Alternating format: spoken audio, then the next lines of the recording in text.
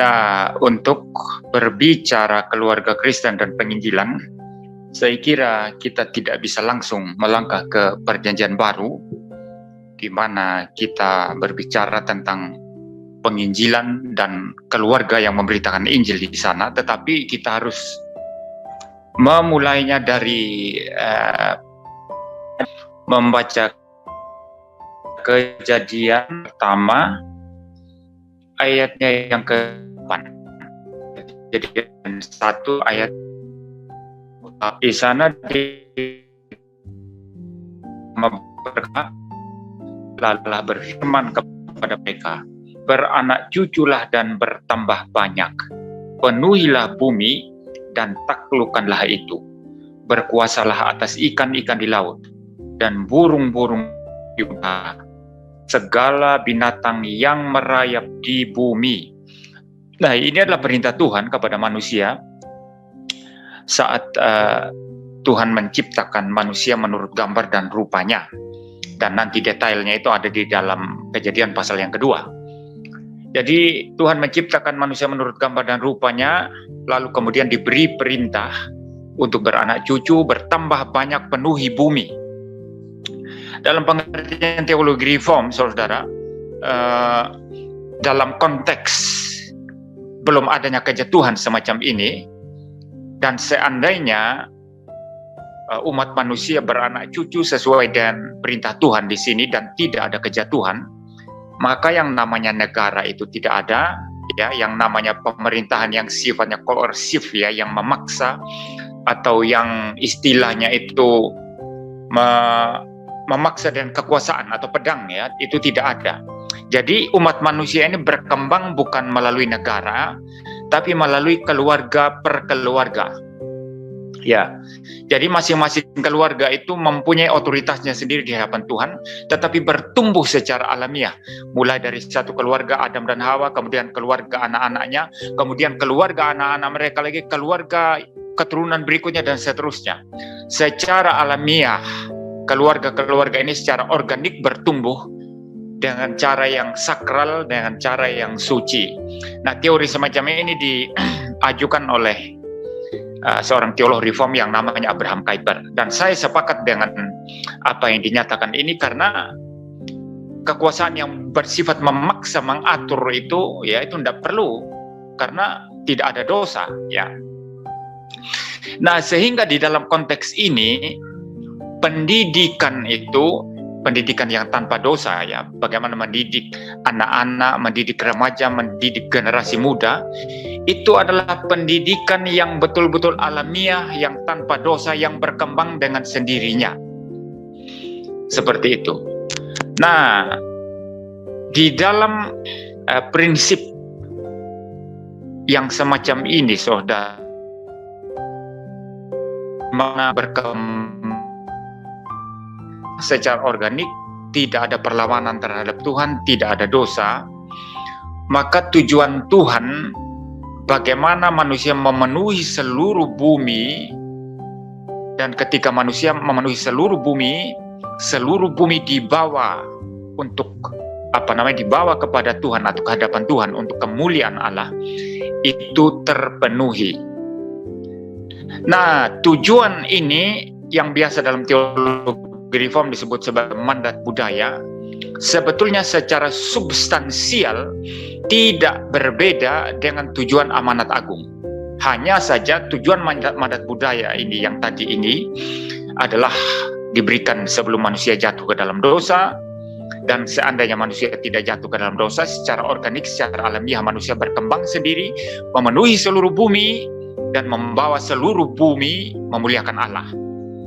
Nah, dalam amanat agung substansinya sama, memberitakan Injil kepada segala bangsa yang sudah jatuh ke dalam dosa. Dan setiap orang-orang pilihan Allah ditarik mengenal Allah dari berbagai suku, ras, warna kulit, bahasa. Lalu mereka kemudian dibawa untuk apa? Satu tujuan saja sebetulnya, memuliakan Allah. Jadi substansinya sama ini, ya. Nah, maka sebetulnya mandat budaya ini Ya, sebelum masuk kepada konteks keluarga dan penginjilan ya. Mandat budaya yang saya bicarakan di sini ini sebetulnya sesudah manusia jatuh ke dalam dosa itu tidak hilang. Artinya tidak ditiadakan oleh Tuhan, tetap berjalan. Hanya sekarang menjadi berbeda pelaksanaannya karena sudah adanya dosa ya. Sudah adanya dosa di dalam dunia sehingga pelaksanaannya sudah berbeda. Kalau sebelum jatuh ke dalam dosa, itu adalah bagaimana manusia memenuhi seluruh bumi, mengelola bumi ini, termasuk hewan-hewan ciptaan lain di dalamnya, sampai seluruh bumi ini boleh dibawa ke hadapan Tuhan untuk kemuliaan Tuhan. Kalau dalam pemikiran saya adalah menjadikan seluruh bumi ini Taman Eden, dan bagi saya Taman Eden itu adalah taman percontohan yang Tuhan tempatkan Adam dan Hawa di dalamnya. Dan kalau mereka seandainya lolos dalam perintah Tuhan untuk jangan memakan buah pengetahuan yang baik dan yang jahat, mereka lolos, maka Taman Eden ini menjadi contoh untuk seluruh bumi, sehingga seluruh bumi menjadi Taman Eden raksasa, dan seluruh bumi adalah untuk kemuliaan daripada Tuhan Allah. Nah, itu inti mandat budaya sebelum manusia jatuh ke dalam dosa.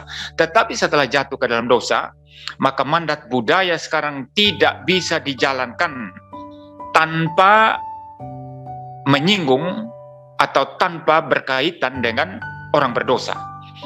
Maka mandat budaya yang dijalankan sekarang di seluruh bidang kehidupan yang ada di dalam domain manusia, semua berkaitan dengan bagaimana orang berdosa ini boleh dipengaruhi supaya jangan terlalu rusak oleh dosa, supaya bagaimana bumi ini boleh dipenuhi oleh kemuliaan Tuhan. Ya, misalnya kita bicara politik dihuni atau dilakukan oleh orang-orang berdosa, maka konteks mandat budaya sekarang adalah bagaimana mempengaruhi orang-orang berdosa dalam politik agar mereka belajar untuk jujur dan tidak korup. Demikian juga di bidang ekonomi, bidang pendidikan, bidang kesehatan, kedokteran, ya, bidang sains, segala macam bidang kehidupan kita, termasuk bidang pekerjaan kita sehari-hari. Bagaimana kita bercahaya di sana, menyatakan terang kemuliaan Kristus, sehingga memberikan pengaruh-pengaruh positif di dalam bidang-bidang yang Tuhan tempatkan kita untuk kita bekerja di dalamnya. Nah, maka pelaksanaan mandat budaya ini jadi beda ya, seperti itu. Tetapi intinya sama. Agar seluruh bumi dibawa untuk memuliakan Tuhan Allah.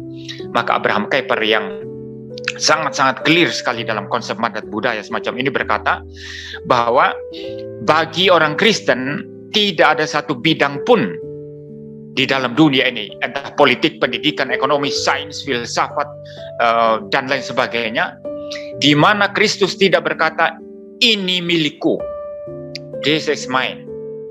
Ya, jadi seluruh bidang kehidupan adalah dibawa untuk Kristus, untuk kemuliaan Allah. Ya, itu ya mandat budaya. Dan secara substansial, tujuannya tidak berbeda dengan amanat agung penginjilan. Ya, amanat agung penginjilan bagi orang evangelikal atau injili yang rada-rada sempit pemikirannya itu hanyalah ya supaya manusia memperoleh hidup kekal. Ini betul-betul sangat sangat ya, memang manusia mendapatkan hidup kekal itu penting sekali, sangat-sangat penting. Tetapi kalau tujuan penginjilan hanya dikurung sesempit itu supaya saya selamat, ya, saudara-saudara selamat, tidak ada kaitan dengan kemuliaan Allah. Ini sangat-sangat antroposentris ya, sangat-sangat berpusat kepada manusia. Maka konsep Injil yang semacam ini itu teologi reform itu tolak ya. Saya tidak tahu apa persekutuan Joy ini persekutuan yang basisnya teologi reform atau tidak, saya tidak tahu ya, nanti bisa tanya jawab ya.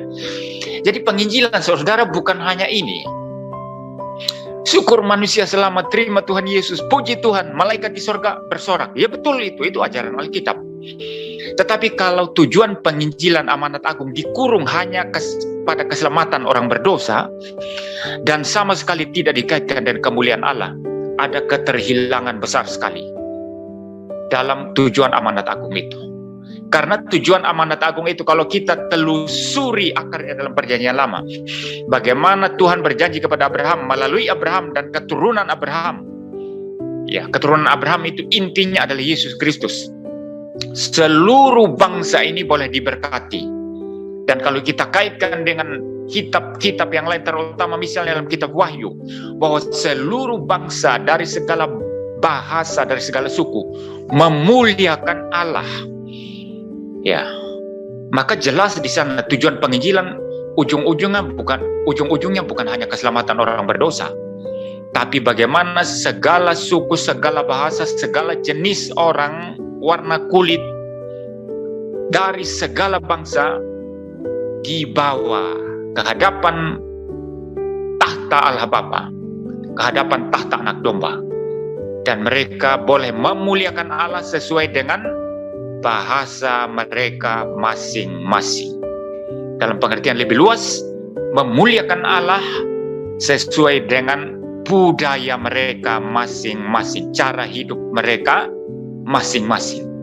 Maka saudara kalau membaca kitab Wahyu, di mana ada katanya itu begitu banyak orang ya berkumpul ya dalam satu tempat dari berbagai bahasa, berbagai bangsa, lalu memuliakan Tuhan. Itulah tujuan akhir dari amanat agung penginjilan. Dan itu terjadi nanti pada langit dan bumi yang baru, yaitu langit dan bumi ini yang sudah diperbaharui ketika Yesus Kristus datang kali yang kedua untuk memerintah selama-lamanya. Di sana nanti segala macam bahasa, segala macam akan memuliakan Tuhan siang dan malam, dan hidup bagi Tuhan siang dan malam. Tentu saja bukan hanya memuliakan Tuhan, membungkuk terus, bukannya itu. Tentu ada aktivitas-aktivitas langit dan bumi baru nanti yang kita lakukan di dalam kaitannya untuk kemuliaan Allah. Di sana nanti fungsi refleksi kita sebagai manusia yang diciptakan menurut gambar dan rupa Allah, itu akan secara sempurna itu terjadi. Fungsi merefleksikan kemuliaan Allah dan fungsi representasi dalam pengertian bagaimana kita berkarya di dalam langit dan bumi yang baru sebagaimana yang Tuhan kehendaki. Yang sekarang ini kita sudah kerjakan. Kedua fungsi itu, fungsi refleksi, merefleksikan kemuliaan Allah, juga fungsi representasi kita sudah kerjakan di dalam bidang pekerjaan kita masing-masing, tetapi di tengah-tengah dunia yang berdosa, ya, kepenuhan kesempurnaannya nanti dalam langit dan bumi yang baru. Nah, tujuan penginjilan itu, jadi secara substansial tujuan mandat budaya dengan tujuan penginjilan itu tidak berbeda untuk kemuliaan Allah. Maka katekismus reform itu yang ditulis di dalam tradisi Inggris Puritan itu, yaitu katekismus Westminster, itu dalam tanya jawab yang pertama itu mengatakan apa tujuan hidup manusia, apa tujuan akhir daripada hidup manusia. Tujuan akhir daripada hidup manusia adalah untuk memuliakan Allah dan menikmati Dia selama-lamanya. Jadi memuliakan Allah sebagaimana saya jelaskan tadi, dan di dalam memuliakan Allah itu tentu kita menikmati Allah, dan ketika kita menikmati Allah, kita merasakan sukacita, damai, sejahtera, segala hal yang baik yang tiada taranya. Nah, ini tujuan yang sangat-sangat indah ya saudara, yang tentu saja kepenuhannya nanti pada saat Yesus datang kali yang kedua. Nah, kalau secara substansial tujuannya itu adalah memuliakan Allah, baik mandat budaya maupun mandat penginjilan yang kita dapati itu dalam Injil Matius pasal 28 ayat 19 ya. Ayat 19-20. Maka sebetulnya prinsip bagaimana mandat budaya itu dijalankan dalam perjanjian lama, seandainya misalnya belum jatuh ke dalam dosa melalui keluarga secara alamiah sebagaimana saya jelaskan tadi, sebetulnya dalam konteks penginjilan pun prinsip ini bisa diberlakukan. Dan yang kita lihat di dalam perjanjian baru, di dalam gereja mula-mula adalah satu konsep penginjilan yang semacam ini. Ya, kalau saudara membaca misalnya dalam Kisah Para Rasul ya, bahwa orang-orang itu mereka tiap hari ya berkumpul bersama-sama, bersekutu bersama-sama, dan di dalam konteks itu saudara, kita belum mengenal konteks denominasi gereja seperti sekarang ini. Ya, saudara bisa tanya nanti kalau kok begitu ya? Ya memang, zaman itu belum ada GEMIT kan? Zaman itu belum ada GKS loh. Belum ada GBI, belum ada GRII, GGRI atau gereja denominasi apapun, nggak ada. Tetapi gereja itu secara organik dari keluarga ke keluarga yang bertobat berkumpul bersama-sama. Bahkan dikatakan dalam Kisah Para Rasul, mereka masing-masing dan sukarela menjual milik mereka masing-masing ya untuk memenuhi kebutuhan persekutuan itu, saudara. Sampai kemudian ada yang namanya Ananias dan Safira mau ikut cara seperti itu, tetapi kemudian karena mungkin hasil penjualan tanah mereka kelihatan besar sekali, lalu timbul niat jahatnya untuk menahan separuh ya. Tapi apa yang dinyatakan dalam Kisah Para Rasul ini, misalnya Kisah Para Rasul 4 mulai dari ayat yang ke-32 ya, mereka itu betul-betul hidup ya bersama ya. Sebetulnya itu merupakan satu persekutuan antara satu keluarga dan satu keluarga lainnya yang bertobat ya, yang semakin bertambah setiap hari secara organik sebetulnya.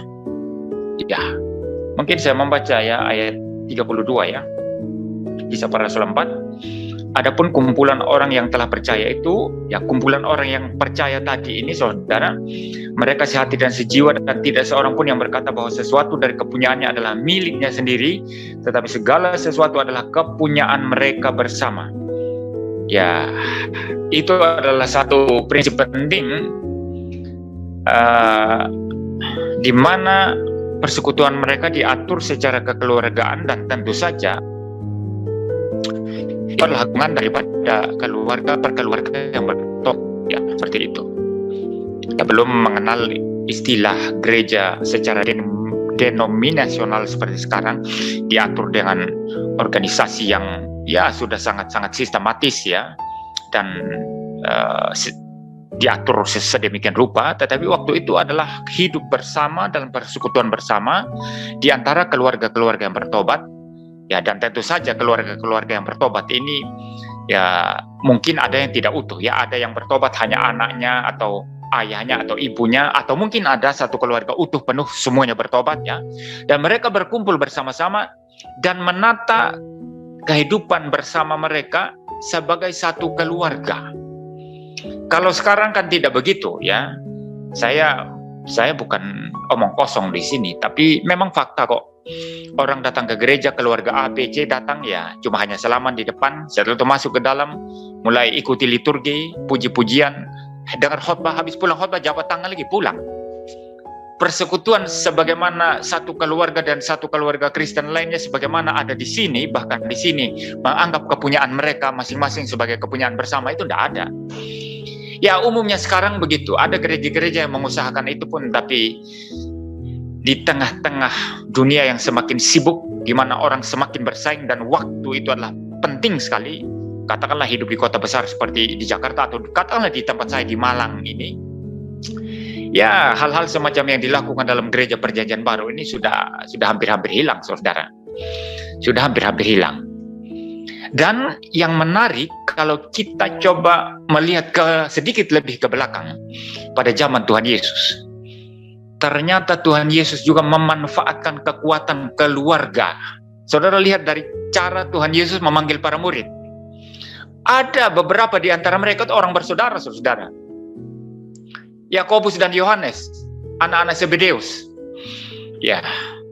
Petrus dan Andreas. Ya.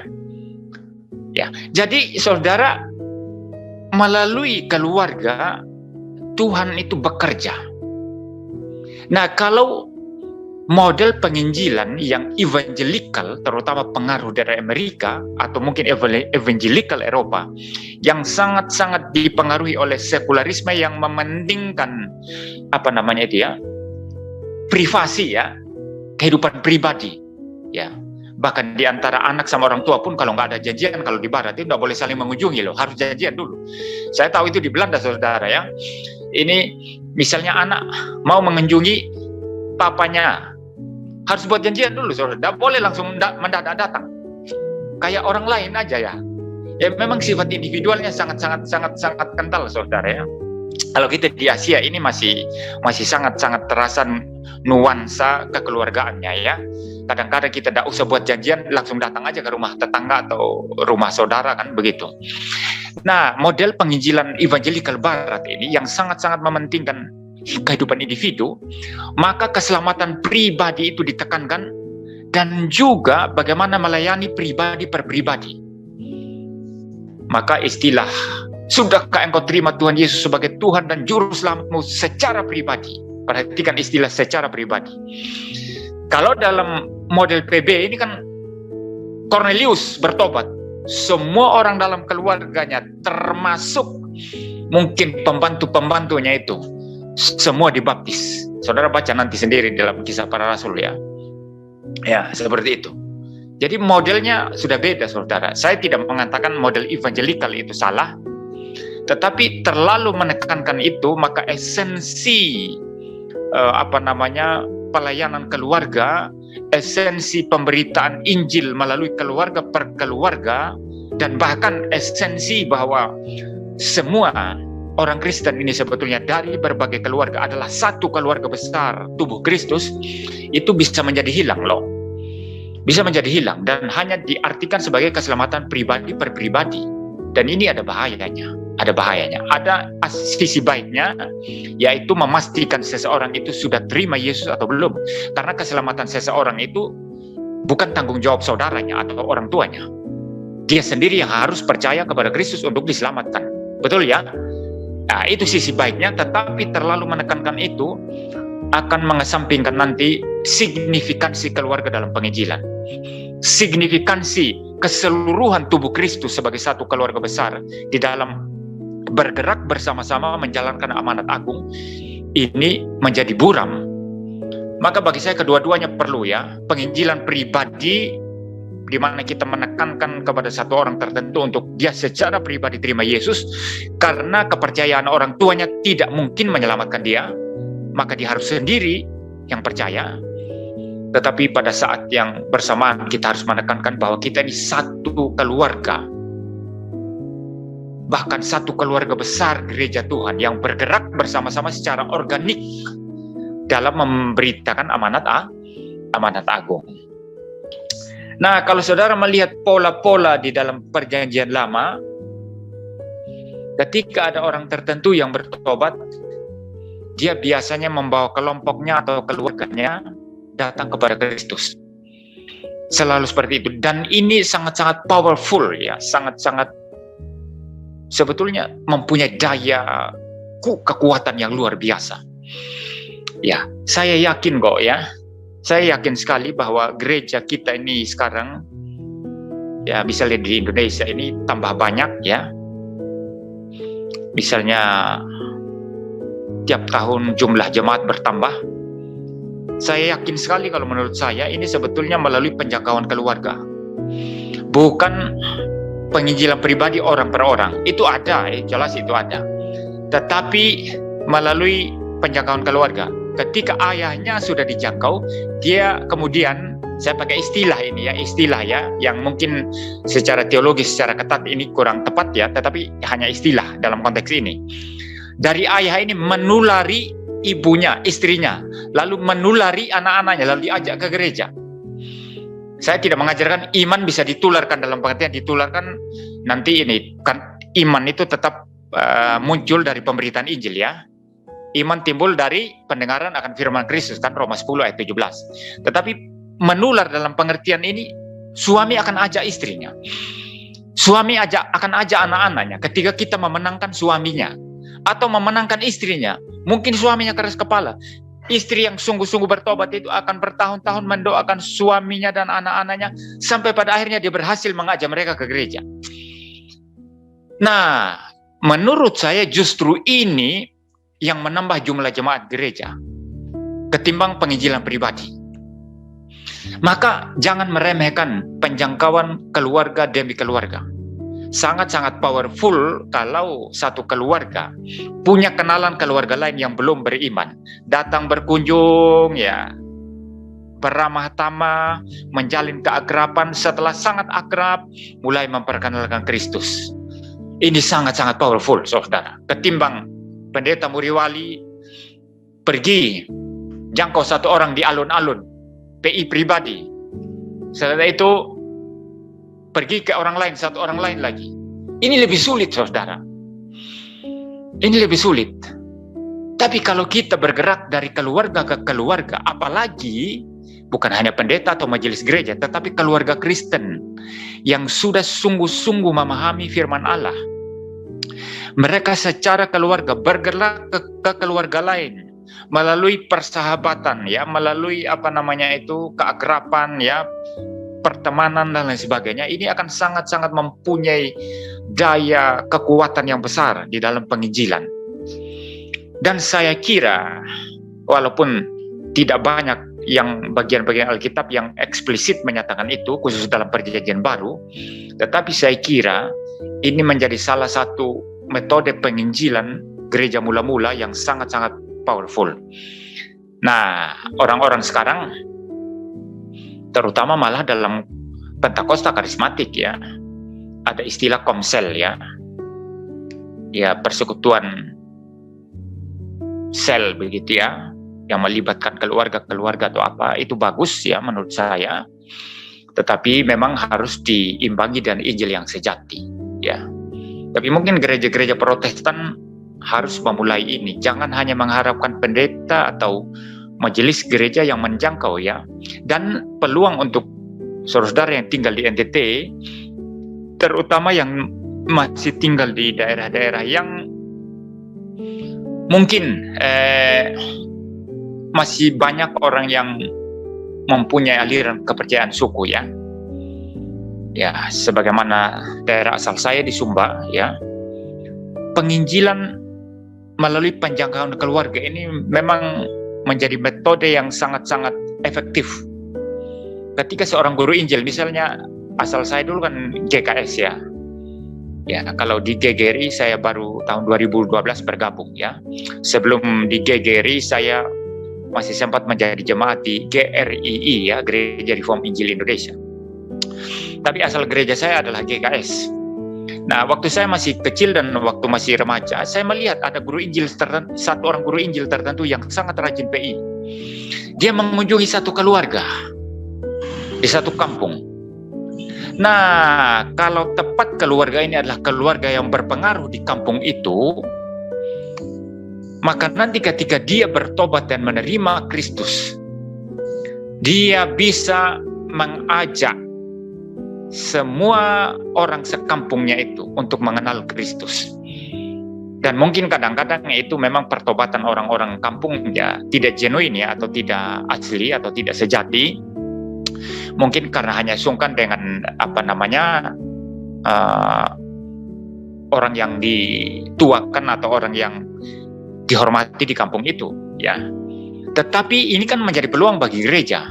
Ketika orang-orang ini mungkin sebagiannya tidak genuine pertobatannya, mereka datang ke gereja, maka mereka bisa diperkenalkan Injil yang sejati dan mereka bisa kemudian ditantang untuk menerima Kristus sebagai Tuhan dan Juru Selamat mereka. Ya, saya kira itu, ya. Jadi penginjilan melalui keluarga ini adalah sesuatu sarana yang sangat-sangat efektif dan powerful, ya.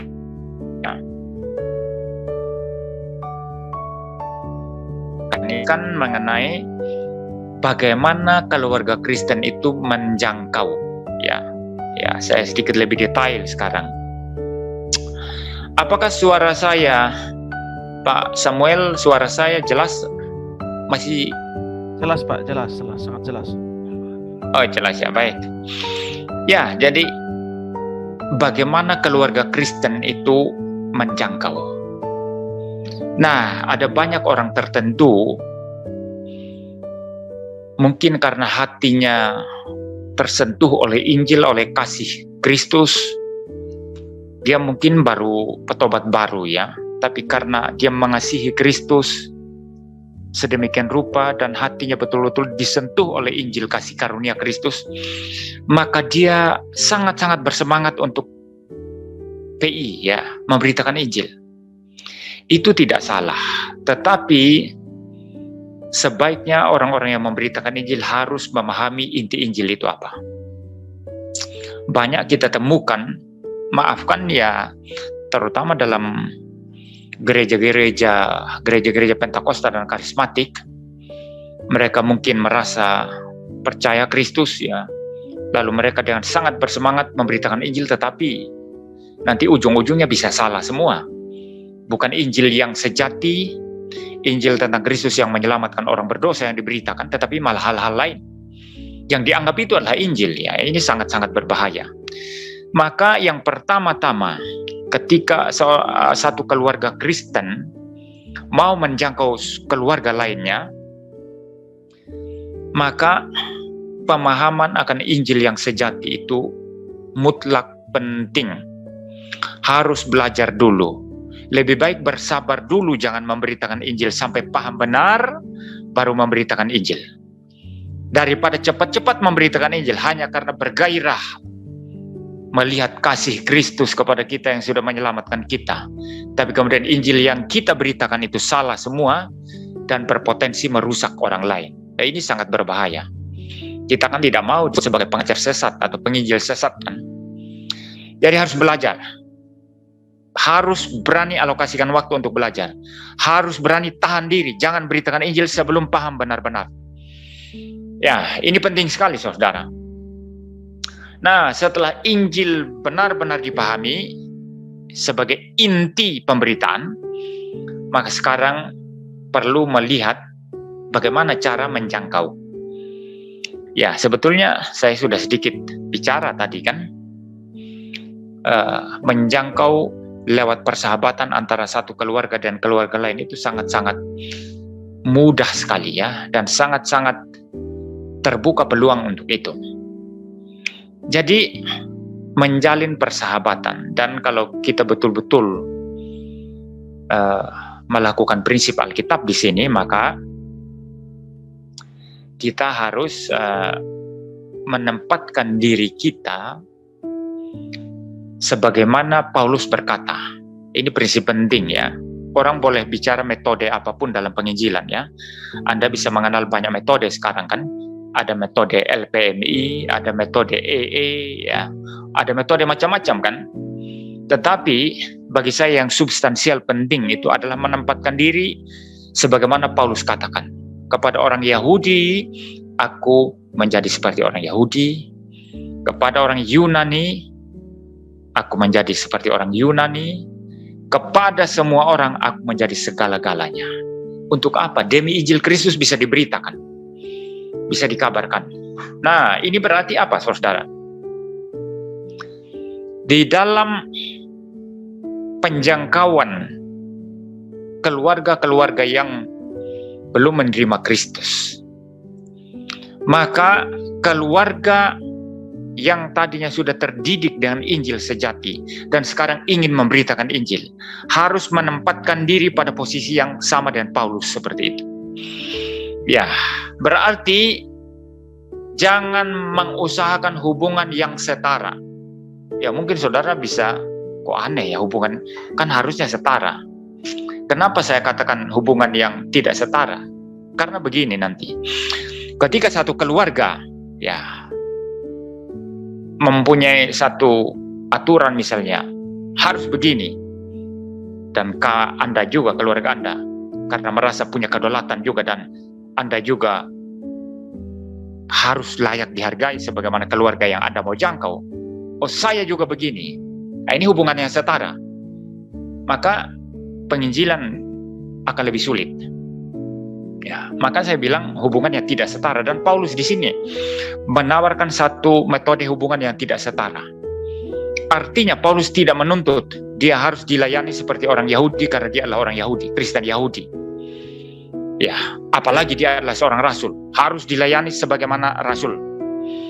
Nah, pendeta pun sama saya kira ya. Kalau pendeta melakukan pelayanan itu menuntut haknya sebagai pendeta, menurut saya pada dasarnya dia sudah kehilangan momen penting di dalam memberitakan Injil untuk menjangkau jiwa-jiwa. Bayangkan ada pendeta, ada yang mengatur segala sesuatu, ada yang angkat tasnya, kalau diundang minta fasilitas ini dan itu, ya hotel sekian, hotel sekian, begini-begini, macam-macam aturan, saudara. Dia membangun hubungan yang bahkan bukan setara, ya, ini bahkan bukan setara, tapi dia menganggap dirinya lebih tinggi dari orang yang dilayani. Wah, ini cilaka besar. Kalau menurut saya pendeta yang demikian berhenti, karena pendeta itu hamba Tuhan. Hamba Tuhan artinya budak. Sehingga hubungan yang dibangun adalah hubungan yang tidak setara, artinya menempatkan diri lebih rendah daripada yang dilayani. Nah, keluarga Kristen kalau mau menjangkau orang lain harus begitu, harus banyak ngalah. Kalau tidak esensial, tidak prinsip, itu mengalah. Sehingga nanti orang akan melihat, oh, mereka begitu rendah hati. Keluarga ini begitu memperhatikan kita, ya Maya. Lihat anak-anak dari keluarga Bapak ini loh, sangat baik, sangat memperhatikan kita. Kenapa ya? Nanti suatu saat Anda memberitakan Injil kepada mereka, itu akan connect sekali, akan bersambung seperti gayung bersambut, ya, seperti itu. Nah, ini prinsip yang kedua, selain tadi yang pertama, memahami inti Injil dengan benar sehingga tidak menjadi penginjil sesat. Kedua, harus rela membangun hubungan yang tidak setara. Tuhan Yesus saja datang bukan hanya mengambil natur manusia biasa, tapi menjadi budak. Saudara baca itu dalam Filipi pasal yang kedua. Budak yang taat sampai mati di atas kayu salib. Ya, jadi ini memang bagi saya hal yang sangat substansial dalam bagaimana kita bicara metode penginjilan, ya. Tapi kalau belum apa-apa satu keluarga itu sudah memasang kuda-kuda, memasang harga dirinya seperti apa sebagai keluarga, apalagi kalau dia kaya atau kalau dia mungkin lebih baik dari keluarga yang mau dijangkau, ya itu sudah tidak bisa itu. Nah, yang ketiga, sebetulnya menurut saya, ya, saya tidak meremehkan metode-metode yang ada, ya. Misalnya EE, saya juga dulu pernah ikut EE, ya, dan pernah mempraktekkan EE itu dalam satu periode tertentu, ya. Bahkan secara informal, karena yang memulai EE di Indonesia ini sebetulnya itu pendeta GRII itu. Yang memulai EE, Evangelism Explosion. Saya tidak tahu apa saudara tahu EE apa enggak, ya. Ya, Pak Samuel tahu ya EE, ya. Oke. Tahu Pak, tahu. Ya, itu yang pertama memulai itu adalah pendeta Lim Kok Han itu di GRI Malang. Lalu kemudian diteruskan oleh orang-orang dari gereja Kalam Kudus, ya. Sampai sekarang sudah berkembang, mungkin sudah ada banyak gereja yang terlibat, saya tidak tahu, ya. Nah, secara informal dulu pendeta Lim Kok Han itu, ya, meminta saya untuk mengajar, padahal secara resmi saya di EE nggak ada posisi apa-apa. Tapi khusus di GRI Malang, kalau ada yang baru belajar, saya disuruh membimbing, ya. Nah, menurut saya metode-metode semacam itu baik, ya, bagus, ya. Tetapi salah kalau kita diikat oleh satu metode tertentu. Ya, karena nanti kalau hanya berfokus pada satu metode tertentu itu mungkin bisa efektif untuk satu kelompok atau beberapa kelompok atau satu orang, dua orang lain atau beberapa orang lain. Tapi untuk konteks tertentu tidak efektif. Ya, EE itu kan cukup panjang, ya, pembicaraannya. Bagaimana kalau menjangkau orang yang waktunya yang sibuk sekali dan hanya dia bilang saya hanya punya waktu sekitar 5 menit atau beberapa menit. Nah, memang EE ada versi ringkasnya, tetapi kalau hanya versi ringkas memang kan agak sulit. Ya, versi beberapa menit itu ada, saya kira, ya, dulu ada kok, ya. Tapi kan yang namanya ringkas ya memang nggak utuh kan, nggak lengkap.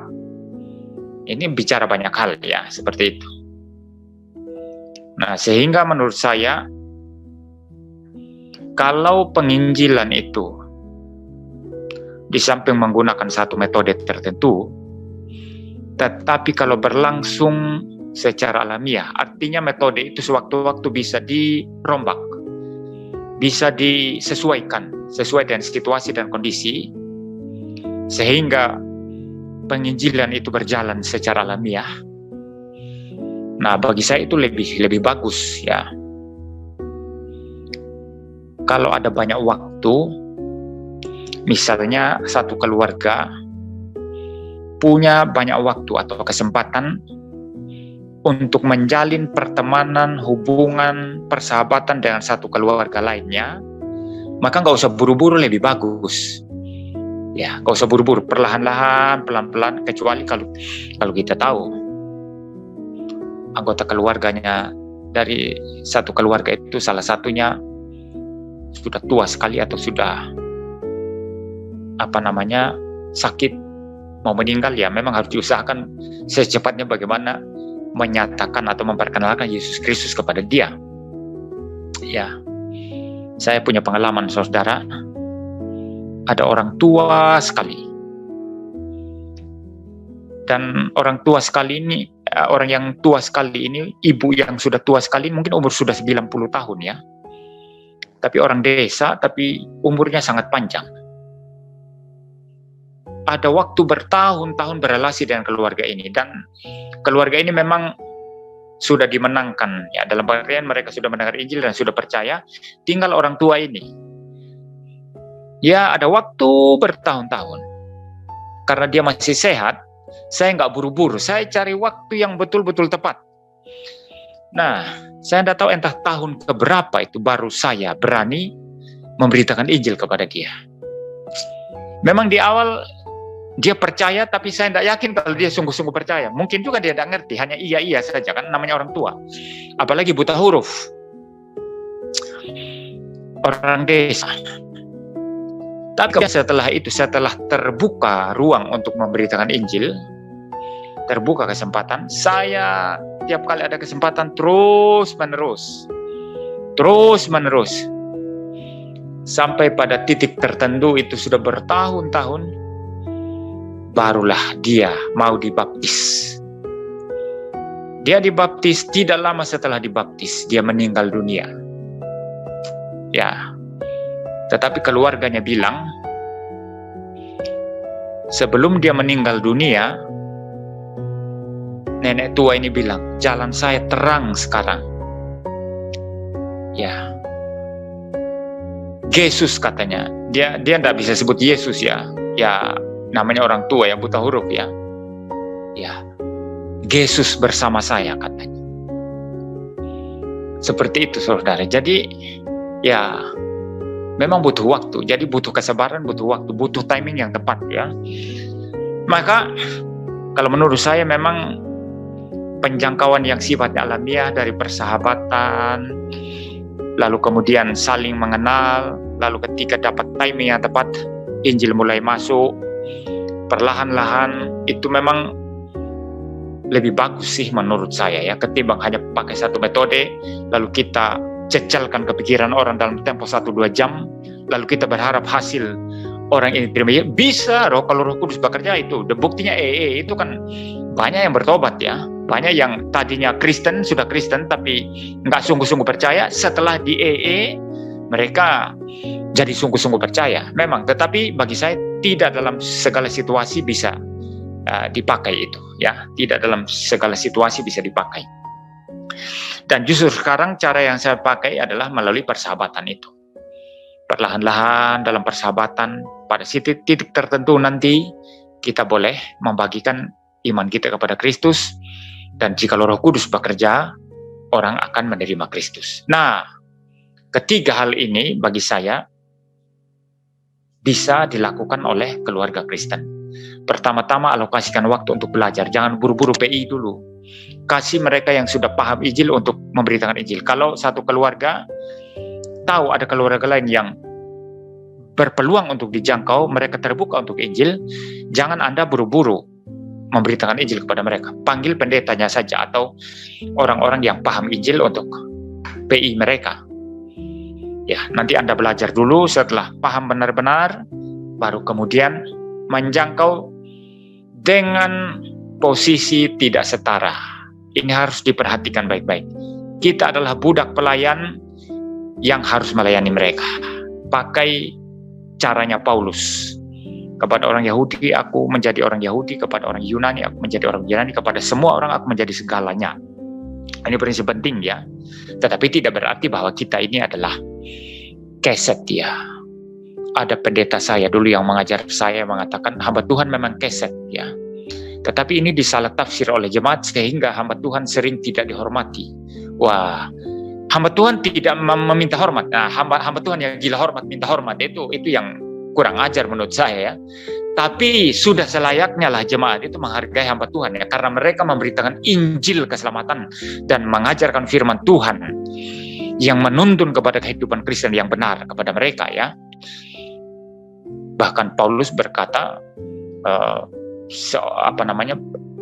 penatua atau pelayan Tuhan itu yang betul-betul mengajar mereka harus dihormati begitu ya. Jadi saya tidak mengajarkan bahwa pendeta itu tidak usah dihormati. Tetapi yang saya permasalahkan adalah pendeta atau hamba Tuhan atau termasuk keluarga Kristen yang bersiap memberitakan Injil tetapi minta penghormatan. Dalam pengertian minta dilayani, permintaannya macam-macam ya, itu bagi saya sudah salah ya. Nah, walaupun demikian saya perlu juga menyampaikan bahwa kita yang memberitakan Injil bukan keset. Kalau begitu nanti orang akan menginjak-injak kita dan berita Injil yang kita beritakan tidak akan dihargai orang. Jadi biarlah penghargaan itu muncul sendiri dari orang yang kita layani karena hidup kita yang berpadanan dengan Injil, hidup kita yang melayani, hidup kita yang merendahkan diri, ya, hidup kita yang betul-betul meniru Kristus, menjadi imitator daripada Kristus, sehingga timbul penghormatan yang alamiah dari orang-orang yang kita layani. Jadi tetap posisi kita adalah posisi yang tidak setara, yang harus merendahkan diri untuk memberitakan Injil kepada mereka, tetapi bukan jadi keset, ya. Dan ketiga, biarkan penjangkauan pemberitaan Injil itu berjalan alamiah. Jangan dibuat-buat, jangan di make up, jangan diatur-atur, dipaksa-paksa, diarah-arahkan. Nah, ini sudah berbahaya ya, sudah berbahaya. Biarkan itu berjalan secara alamiah, berjalan dengan normal, sampai pada titik tertentu nanti. Jika Roh Kudus bekerja, kita memberitakan Injil kepada mereka. Mereka boleh percaya. Saya kira itu Pak yang saya bisa sharingkan. Kalau ada waktu untuk tanya jawab, silakan dibuka. Siap, terima Tuhan kasih. memberkati.